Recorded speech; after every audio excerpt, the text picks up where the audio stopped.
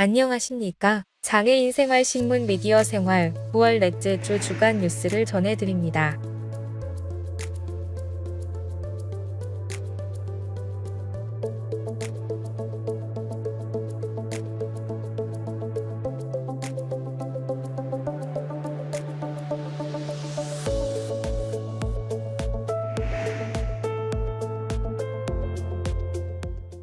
첫 번째 소식입니다. 정부가 청년들의 사회 진입부터 자립, 그리고 사회 참여까지 전생의 과정을 지원하는 새로운 청년 정책 방향을 발표했습니다.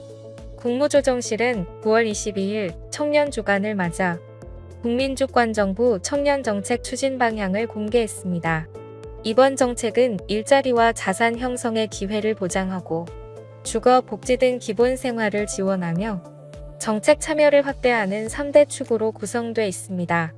특히 그동안 제도 지원에서 소외된 복지 사각지대 청년들을 위한 대책이 강화됐습니다.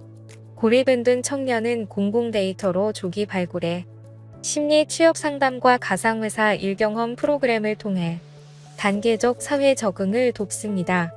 보호종료 아동, 즉 자립준비 청년에게는 주거 생계 취업 패키지가 제공됩니다. 경계선 지능 청년을 위한 기초소양 구직기술 습득 프로그램도 신설됩니다.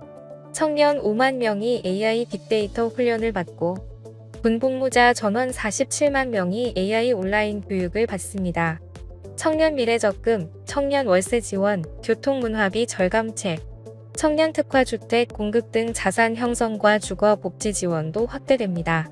정부는 청년들이 생존의 걱정이 아니라 원하는 삶과 미래를 준비할 수 있도록 보편적이고 체감도 높은 정책을 강화하겠다고 밝혔습니다.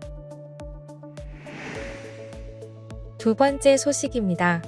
보건복지부가 만성폐쇄성 폐질환, 이른바 카프트 검사를 내년부터 국가건강검진 항목에 포함시킵니다. 9월 18일 열린 국가건강검진위원회에서 폐기능 검사 신규 도입안과 이상지질 혈증 및 당뇨병 사후관리 강화 방안이 의결됐습니다. 이에 따라 내년부터 56세와 66세 국민은 국가건강검진을 받을 때 폐기능 검사도 함께 받게 됩니다. 만성폐쇄성 폐질환은 유병률이 12%에 이르지만 인지도는 2%에 불과하고 초기 증상이 거의 없어 조기 발견이 중요합니다. 복지부는 검진 결과 고위험군으로 확인되면 금연 서비스와 건강관리 프로그램을 연계해 중증 진행을 예방한다는 방침입니다. 또한 검진 후 본인 부담금 면제 항목에 이상지질혈증과 당화혈색소 검사가 추가됩니다. 이를 통해 고혈압, 당뇨, 폐결핵 등 기존 항목과 함께 조기 치료 연계가 강화됩니다. 복지부는 국민 건강 수명을 늘리기 위해 국가검진 제도의 사전 예방적 기능을 더욱 강화하겠다고 밝혔습니다. 세 번째 소식입니다.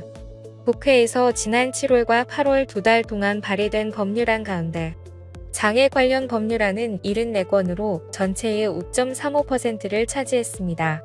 한국장애인인권포럼 산하장애인정책 모니터링센터가 발표한 결과입니다. 이 중 개별 장애인법은 10건에 불과했고 장애포괄법이 64건으로 훨씬 많았습니다. 특히 민사소송법과 공익신고자 보호법 개정안은 차별 피해자의 권리구제 경로를 넓히는 핵심 과제로 평가됐습니다. 민사소송법 개정은 패소자 비용 부담을 완화해 차별 소송 제기를 쉽게 하고 공익신고자 보호법 개정은 제보 대상을 넓혀 피해자 보호를 강화합니다. 또 폐수의료 인력 부족과 수도권 쏠림을 해소하기 위한 폐수의료 특별법안, 그리고 경계선 지능인 평생교육 지원 법안 등도 발의됐습니다. 모니터링 센터는 이번 법률안들이 장애인의 권리구제와 건강교육 고용 기반 강화를 제도적으로 뒷받침할 가능성이 크다고 평가했습니다.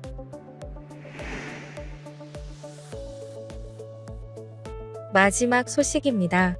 앞으로는 실종아동 정보를 당근마켓 앱에서 실시간으로 확인할 수 있게 됩니다.